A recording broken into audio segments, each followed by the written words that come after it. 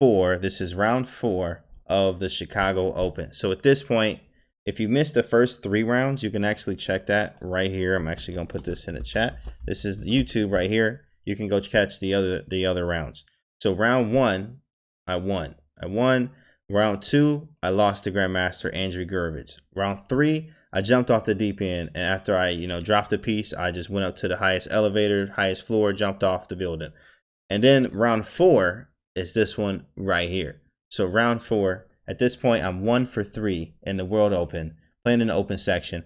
My opponent has just came off of the International, Philadelphia International, meaning like the Philadelphia International and the World Open are like the same day, same weekend, right? So he comes off, I search him, and he's like doing good. I think he finished with 2450 performance in that tournament. So I knew he was strong.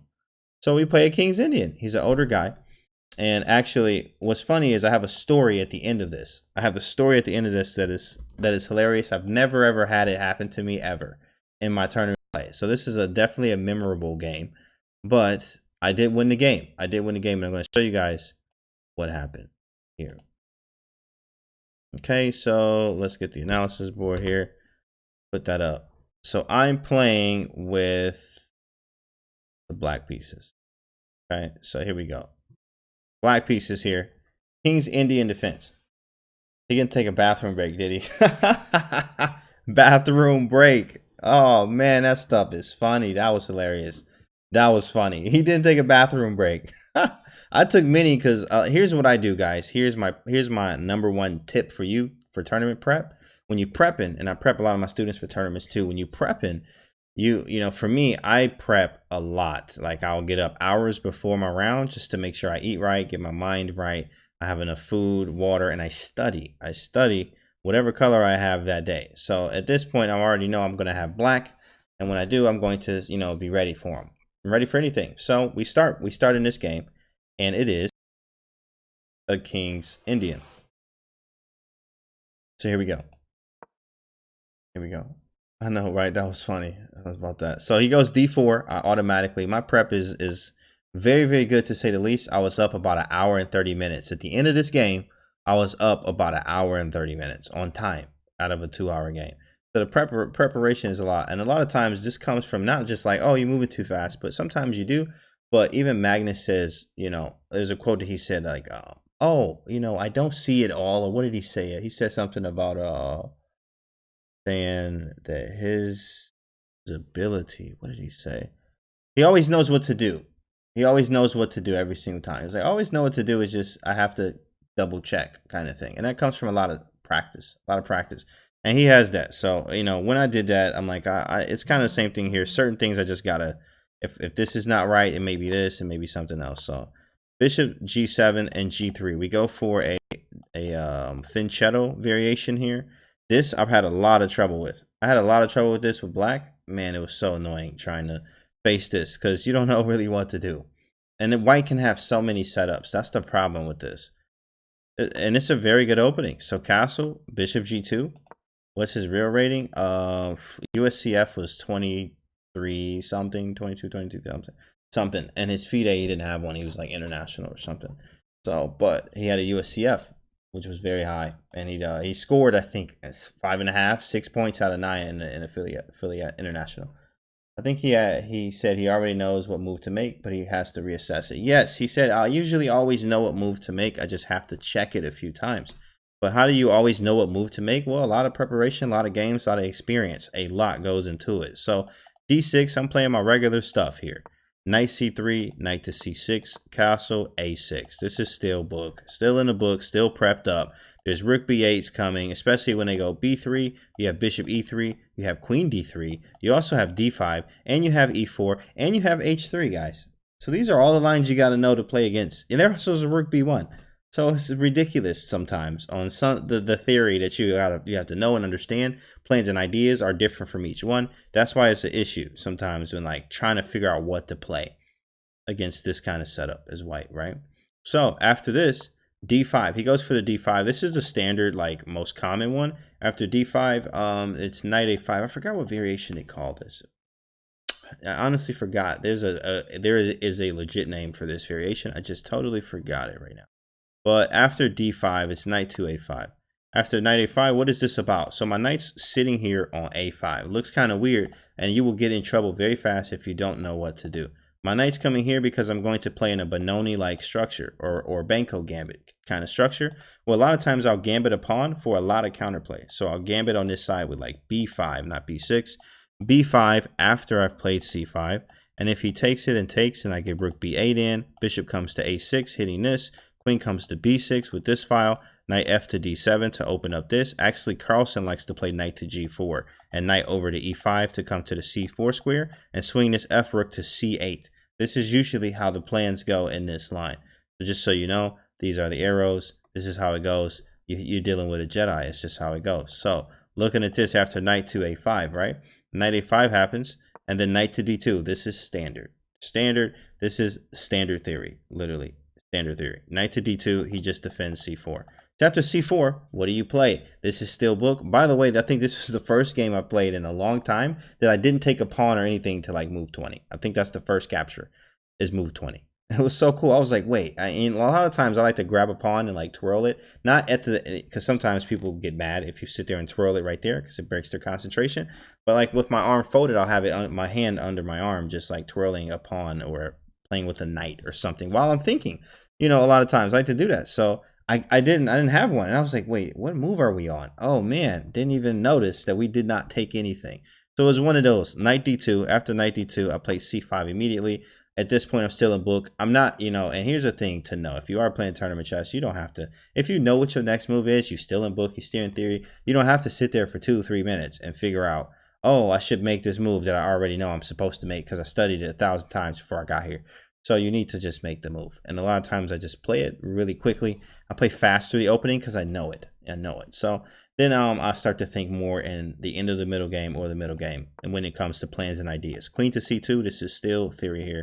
So I'm really thinking, I'm really using like less than no time right now. Thanks so much, chess.com with the raid. Let's go. Get some hype in the chat right now for chess.com. Let's go. Put them in the air, guys. We in here. Thanks so much for the raid, guys. Appreciate that. Chess.com is in the chat. Thanks for the raid. We're going over round 4. Thanks for the follow, Basalt78. Thank you for the follow. Thank you for the follow. Red Thunderheart, we in here. That's right. We in here, guys. That's with the raid. Appreciate that, guys. Welcome, welcome, welcome. This is round 5, or round 4, actually. Round 4 of the World Open. Okay, so I'm 1 for 3 at this point. So this is a must-win situation. 1 for 3. At Chicago Open in round 3, I was half out of 3. So this one's a little bit better, 1 out of 3. But I was like, okay, this is a must-win situation. I'm playing with the black pieces against basically a master player here. He had a master performance. He's really about 2,300 here. We playing the King's Indian defense, and it's his move. After rook to b8, I think. Wait, is it his move? Yeah, it is.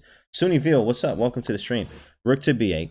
So rook to b8's on the board. b3 happens. What's b3 about? You need to finchetto your bishop. Honestly, I'm still in prep here. I'm still in prep. I mean, this is so easy to play. What you just need to do is play b5, and then you bring the bishop to f5 to lock this up, and then bring the bishop back to d7, play h5 and e5, and you have a very easy position. And once you understand plans, guys, that's always good to know. If you understand your plan, what you need to do, then the whole game is so much easier to play than just like, oh, I don't know where to move. And you always think about moves and not plans. You just think about moves. So you need to have plans and ideas, but that comes from a deeper understanding of what you already plan. This had to feel good to stay in book so deep in this game thus far. John, I'm telling you, big fella, okay? Yes, I felt prepped in almost every game, and you'll see in the other rounds we analyze. So we in here, we gonna learn today, says Enigma. Yep. So after b3, I'm still in book here, by the way. It's just still theory, and this is why I practice a lot on theory. I don't recommend, I honestly tell all my students this too, of course, but I recommend you don't really study theory super hard, first off, unless you got the time. Because you got to hit other areas of your game, but you're really not supposed to really hit theory hard until over 2,200. I didn't start studying real theory like how I know it today until after I was 2,200. And that helped me to get where I am today. But at the same time, it was all about tactics and fundamentals and other things before I started learning all this theory. So b3 and then b5 right after. I have learned these lines. I know, John, because you got the time and you're working with the Jedi, so it's different. Absolutely. Absolutely, big fella. So b5. After b5, there is rook to b1. So rook to b1, this happens. Bishop b2 is a move. And after a while, you start to notice too who knows the opening a little bit better. Because at this point, I probably have gotten up and walked around to look at other games 5-6 times. Because I'm like, he's still thinking 5 minutes. He's still thinking 10 minutes. He's still thinking. I was like, man, you might get in time trouble. You really might get in time trouble. And we'll get to that part of the story later. But rook to b1. So rook b1. I play this plan sometimes as white with the English. The English is annoying. Oh my goodness. It's such a good opening, but it's also very annoying too. But that's why I play this against the English too, because it's very similar positions. Very similar. So I don't have to study a whole nother opening for the English. I can just play the King's Indian defense because it transposes into this. Very smart Jedi trick. Hi James, what's your FIDE now? My FIDE now is 2230. I haven't even checked it. They have to update the stuff. My USCF went up, so I don't know what my FIDE is yet. I haven't been checking it because I checked it like every day, and then after one day, I was like, okay, I don't feel like checking it. I just forgot and got busy, played chess, my usual. So my USCF, though, I'm at the highest USCF rating I've ever had so far at 2317. What's your new rating after these turn? Yep, that's right, Chess Jacob. Queen have good moves. Yep. So check this out. After rook to b1, I go bishop f5. What's this about? Because I know e4 is going to be played. So after e4, I have deprived all three of his pieces from the e4 square. Also, check this out. Of course, how do you determine a bad bishop? Well, how many pawns are on the same color? Well, these pawns right here are all on the same color of this bishop. So this bishop is going to be absolutely terrible forever and ever, ever, ever. So knowing that, I just play bishop f5, and then I back up and go, and then after bishop f5, e4, and I go bishop d7. So I sit right here on bishop d7. Oh, by the way, thanks so much, D Wildman. What's up, bro? Welcome to the stream. D Wildman is one of the good friends of mine from Detroit, Michigan. Make sure you go follow his Twitch channel. We just put it in the chat there. So he's definitely working on affiliate. So give him a follow. Bishop to d7. So after bishop to d7, I'm defending b5. I get my bishop off the back rank. And now I'm about to follow up with e5 and h5. Okay. So I'm, by the way, still in book. I'm still like this. I'm like at the board like this. And honestly, this is kind of what I do at the board. I don't want to, you know, be rude or anything. But sometimes I'm just like, bro, come on. I know the next 10 moves here. I'm just ready. But that's what happens when you're over prepared, which is very good. So bishop to d7. I play bishop d7 and I'm sitting here waiting. But at the same time, I'm like, you know what? Take all the time you need, man. Take all the time you need, because if you get in time trouble, which we'll get to that later, it'll actually help me out. Because after bishop d7, h3. So he plays h3 here, which is very interesting. I mean, it is a move. There's many moves he could have made. Bishop b2 is the most common. He's just supposed to put the bishop on b2. So I play e5 rather quickly, by the way, because I know what the move is supposed to be. So e5, and e5, if en passant, I'll take with the bishop here, and then this bishop is now hitting the c4 pawn, and there's a lot of action that can happen very, very quickly. My bishop is actually open too, and I am the one calling the shots. So he plays knight to d1. I think this was interesting. Actually, the engine recommended this too. He was actually much stronger. Honestly, because I was so prepped, it didn't feel like he was super, super strong. But honestly, I think he made almost every engine move up until, you know, he did something different and then messed it up. But I was like, man, this guy was really strong actually. But I was just prepped, so I didn't feel the strength, you know, because I just knew it. I just knew what to do. But knight to d1, and actually this was the first move from the engine. Just putting the knight on d1. I've actually never seen this. And then this knight goes to e3 or something like that. But after that, you know, at this point, I'm like, I don't understand. So, John, this is for you. It's very rare cases, not rare cases, but when you can go there, this is when you go there, John. So this is one of those times I put the knight on h5 to play f5, just to gain some space here. At this point, you know who you'd rather be, and the person who has the most or the better pawn breaks is the one that are actually, you know, calling the game. That's what Robert Hess says that, and it makes a lot of sense too, because I have a pawn break here. I still have, you know, control here and all this other stuff. Thanks for the follow, Frozen Car Ass. Thanks so much for the follow.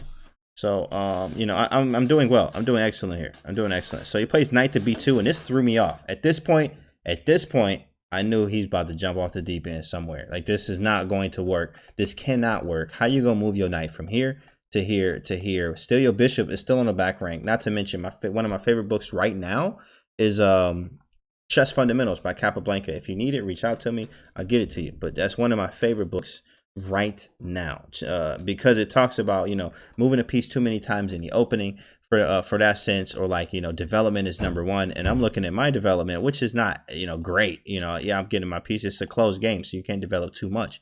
But looking at this is like, his development is very lacking. Also, the bishop has no place to go. He's also thinking a long time, which shows that he doesn't understand what the position is going to be. And psychologically, that is tough when somebody's up so much time. And at this point, I almost was up 50 minutes. And it's the opening moves. 50 minutes. I'm almost up on time. Almost an hour. And there's still a lot of chess left. Still a lot of chess. So can I get the book? Absolutely. So Jessica, just shoot me an email in a message on like chess.com or something like that. Was my first or second book? Yeah, man. Chess Fundamentals is an excellent book. I highly recommend it. I find when I own the pawn breaks or have early effective pawn breaks, I tend to win the game. But when I overextend my pawns at those, it's something I need to work on. It's the timing of win and win not. Win and win not. Those are the masters. They know win and win not. So at this point, after knight to b2, I played f5 because I was like, well, I played knight h5 to go f5. He didn't really stop me from playing f5 after knight b2, so I just continued with the plan and nothing happened. Can I borrow the book too? Yeah, man, shoot me a message on chess.com. GM Canty on chess.com. Add me as a friend, shoot me a message. I got you. So, knight to d3. I love the book as well. Just shoot me a message, guys. Just shoot me a message on chess.com. I'll send it to you. And send me your email. Send me your email, and I'll email it over to you. So, knight to d3. After knight to d3, queen to c7. And here, I think the engine, what did the engine want me to do? I think they said take this. They wanted to go for take lines, but I was not into it. Okay, thank you, James. No problem. No problem. So queen to c7 was the move I played.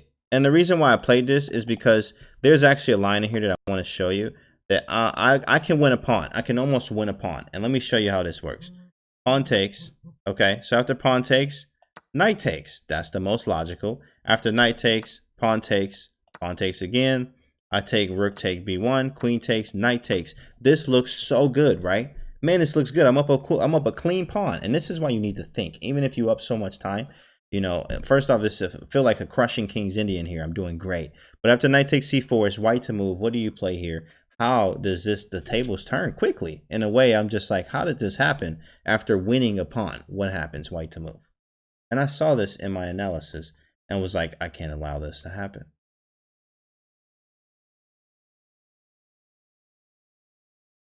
Attack the knight, says Jessica. Then d6. Correct. Queen c2. It's queen c2.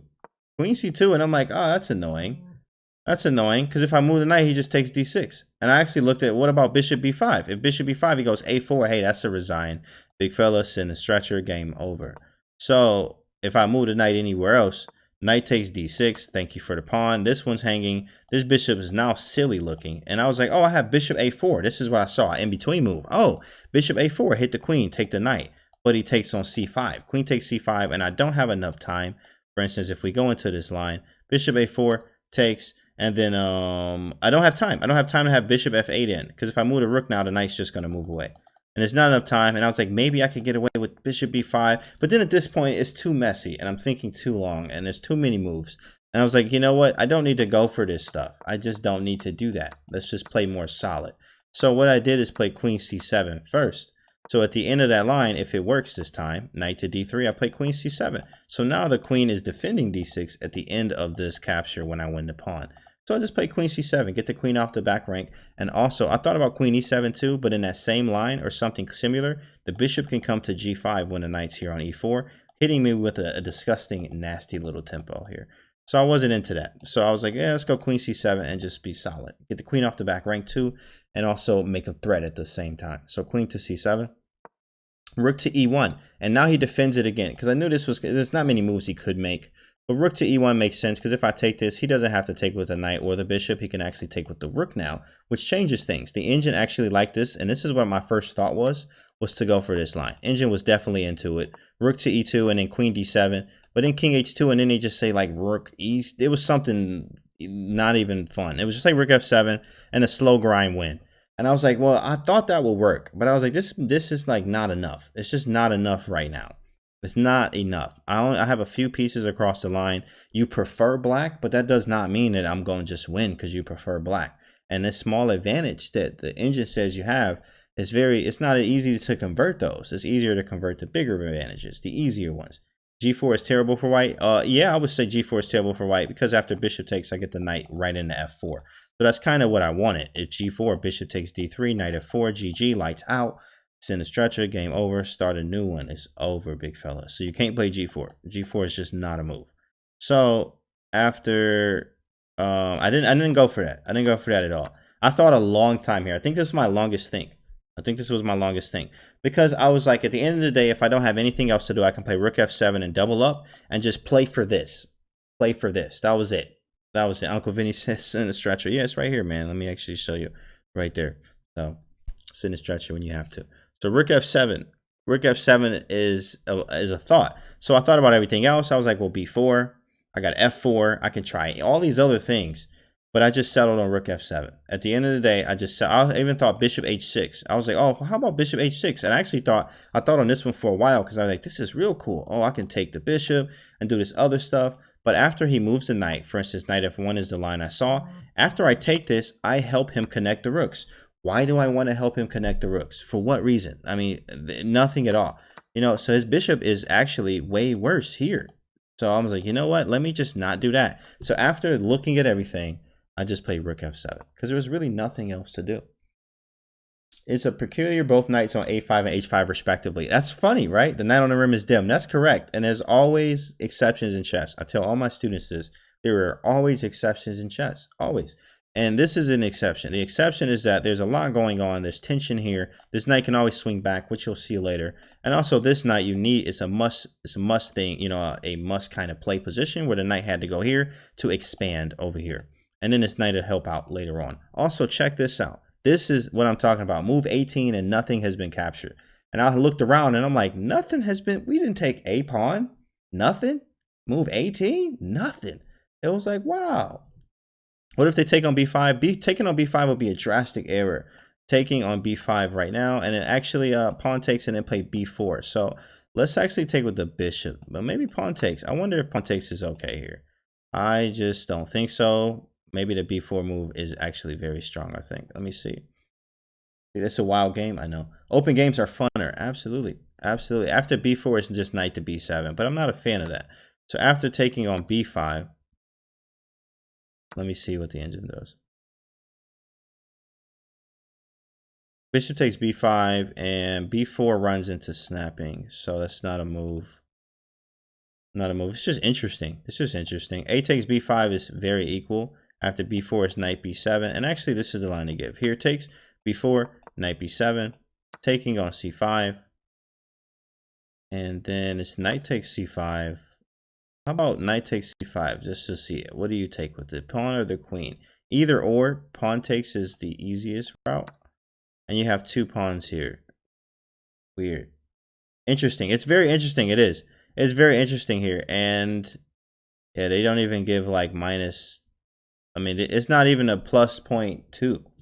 It's like very, very small. Very, very small. 0.1. Different. I'll play rook f7 though. I'll play rook f7 because I was like, yeah, I'm not into that, all that stuff. I'm just going to put the rook on f7. And then rook f7 and king to h2. Okay. King h2, he plays this on the board now. And at this point, I was like, well, I'm already invested. There's really not much else to do here. So I'll play rook b to f8. I just did it. Blue Bait, thanks for the follow. Thank you so much for the follow. Welcome to the stream. So after rook f to b8, there's a capture on f5. I capture with the pawn here. And then he just makes this, you know, a lot of times, like, everything happens. This is why your pieces need to wait, and you need to have patience. Practice a lot of patience, and masters and above practice the most and the best kind of patience ever. So understanding that, like, this is, I would say, some of the best patience ever, because I have everything ready to go. Everything is ready to go. Everything is off the back rank. If you look at white's, his is not. I mean, it's off the back rank except this bishop. This bishop's not. And, you know, I have a future. I am kind of calling some shots here. And black has to still be careful. But also white is the one that really needs to be careful here. If you look at this position and you say, who would you rather be in this position? It's absolutely black, because they just have more play. The pieces are a little bit more active. Thanks for the follow, Edgar Jan. Thank you so much for that. So it's just, the pieces are just a little bit better. That's really what it is about here. And a lot of times, you know, you'll sit around and your position will just gradually become better and better. And then your opponent cracks because they don't know what else to do. He should have played bishop b7. I think he should have, you know, got that in there. Bobby Talparov. Wow, that is probably the sweetest name I've ever heard. Bobby Talparov. What? He combined all of them. He gotta be GM. Bert Twitch, what's up, man? Welcome to the stream. So pawn takes and pawn takes. I took with the pawn, and he made such, it was such a ridiculous like committal move here.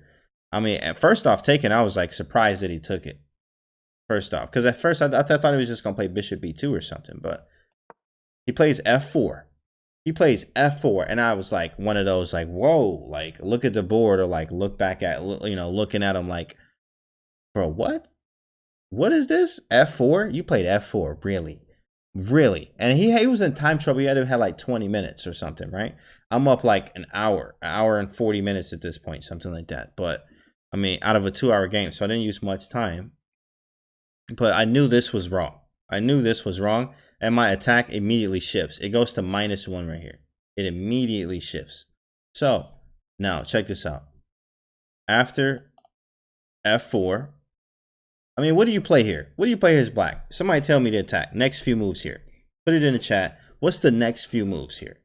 I mean, it should be automatic. It should be automatic. And if you're an attacking player, if you're not, you're about to learn how to attack. You need to actually do many threats in a row. So practice right now. Yes, e4 is right. You all are right. Now, what's after e4? I'm not even going to make the moves on the board. See it in your head right now. How do you attack quickly? Quickly. e4 is the starting move. Absolutely. Then what? Okay, we have bishop h6. It's actually bishop d4. Okay, was KIA versus Botvinnik set up? Was this a KIA versus Botvinnik kind of set up? No, this was actually a King's Indian. It was a kind of like an English. It was just a Finchetto King's Indian defense. That's the best way to put it. Finchetto King's Indian defense. Rook to e8 afterwards, knight f2. So you guys were close. It's actually bishop d3. Knight takes g3 doesn't work, Jessica. Not yet, because you don't have enough pieces over there. So e4, knight f2. It's just not enough over here yet. If my queen was over here, it'd be a little bit different. It actually would be considered. But because my queen is a move away, which all it takes sometimes is one move to win or lose a game. We all know that. So the queen, you know, being over here is not good. So here we go. I go bishop d4 first, okay? Because that's an attacking move. Boom. Then he moves over. Then I go rook g7. Boom. I mean, and now I'm hitting the g3 square. G3 is now attacked. He defends it. Knight f1. And now I move the queen around. Why not e3? Pawn e3. It doesn't make sense. He can just take it. e3 don't make any sense at all. We can't do that. Just can't. You take it. To fork the knights. You mean back here? Wait, where? Right here. Oh, e3. No, you can't go right here because rook takes. The rook's on it. If the bishop was here, then absolutely. What's up, Evan? What's going on? Welcome to the stream, bro. Evan in here. This is round 4 right now. Round 4 is the King's Indian defense. Knight f1, rook g7. So immediately my pieces just become very active. I played e4. I kicked the knight. Then I made a second threat. I hit him here. Then I made a third threat. I hit him here. Now I know after he goes here, this bishop is like, he's going to go e3. If I gave him 2 moves, he would go bishop here and then snap this, but faster than it got there. Got my 1-year badge. I'm about to say that looks a little different, Evan. Did you just get that now? If you did, refresh it. Refresh it. I'm not sure if you just subbed, so it can come through. And we can shout you out, man. That looks great, man. 1-year badge. Look at that, Evan. 1 year. 1 year, big fella. So knight f1. After knight f1, I play queen to d8 because now it's time to bring my queen back into the game. Time to bring my queen over to help out. So bishop to e3 and queen f6. I knew this was coming. At this point, I'm moving a little bit faster. Felt the rook lift coming. Absolutely. Yeah, I knew that he was actually very low on time. At this point, I mean, he had to have 10 minutes or less at this position. So I started moving a little bit quicker here too. Just a little bit, but not enough to mess myself up like I did in the previous round, actually. So queen to d2. At this point, now I'm like, should I lock it up and play b4? But he could just take this, and then I take, and then he can win his pawn. Yeah, I'm still winning, but I'm not into that. I don't want to give him anything. So now my knight finally comes back to civilization here on the b7 square. And it's also very nice because it's a nice square to shut down and lock down everything, as you're going to see how I did. Rook c1, and then I played king h8 first. I was like, why did I play this move? I played king h8 so I could double, so I could get another piece here on g3. Knight to c3. He's making some kind of threats, but not really. So I played rook here. He goes knight d2. Trade. I play b4. So now everything is literally shut down. The whole only way you can try to get on this diagonal is getting the queen this way. In case the comp is the same as the rook lift. As a way, exactly same thing, right? King h8, rook g8. So he goes rook c2. I thought he was going for this plan here. So I went queen h8. I mean queen here. And actually, let's go over this, guys. I want you to know, you got to have a plan, a detailed plan here, right? So I want someone to come up with a detailed plan right now, a detailed plan. Give me 3 or 4 moves in a row that you would give for black here. And I'll tell you what mine is, and I'll tell you what I did. 3 or 4 moves in the chat back to back for black. What do you do? What's your plan? Because it's not that simple to just win this right now. Yes, you're better, but if you can't figure it out, you don't win. So what do you do? What opening did this come out of? A KID? That's right. It is. It is a KID. It is a KID. Not simple at all. Yep, not simple at all, says John, Texas AU Tiger. Yep, anyone else? If the king side attack doesn't work, all white's pieces are over there. So a5, a4, rook g8. Okay, I understand. Queen h6, knight f6, knight g4. Okay. Knight d8, knight f7, knight h6 of knight g5 check. Or knight g4 check. Okay. Queen h6, reroute the knight to g4. Okay, but what if that doesn't work? What if, you know what? Here we go. I'll give you the first move. I went here. So what if knight f6, knight g4 doesn't work? What do you do then? Because of course I calculated this. But what do you do now? Knight to d8, knight f7, knight h6, knight g4. Very long roll for the knight. Yeah, but when I get there, I'm just not going knight g4. If the king's sitting on g1, comfortable. Knight g4 just don't make sense. So what else? You just get there and then you just reroute? What do we do now? You need to figure this out. What do you do now?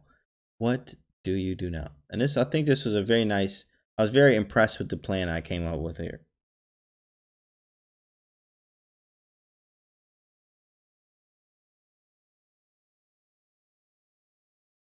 Knight f6, knight g4, rook g4. Rook g4 is actually interesting too. But rook g4, you can't really take nothing. It just looks good. Looks good. Cry. Knight f6, knight g4. All right, guys. Everyone's saying the same thing. Let me show you what happened. So here's my plan.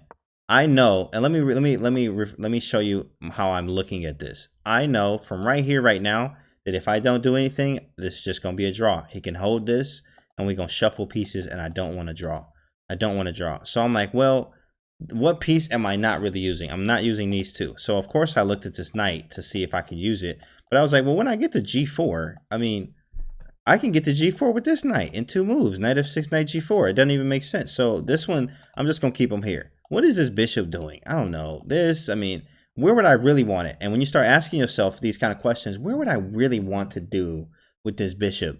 Then you'll find answers when you ask the right questions. So I actually thought, well, if I can get rid of this knight, removing a defender, then I can take this pawn.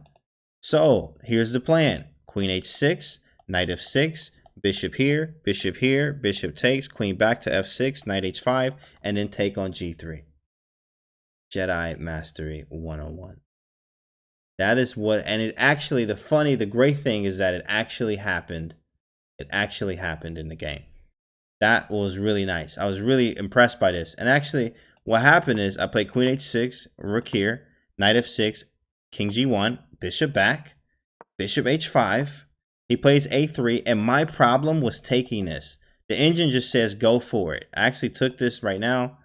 Takes, and the engine says don't care about this at all. Because I was like, why did it, at this point it got kind of crazy. Because after I took this and took back. I played a5 because I was like, yeah, because if I go a5 right now, I am leaving this back door open. So I was like, yeah, I don't want to do that. So let me do this.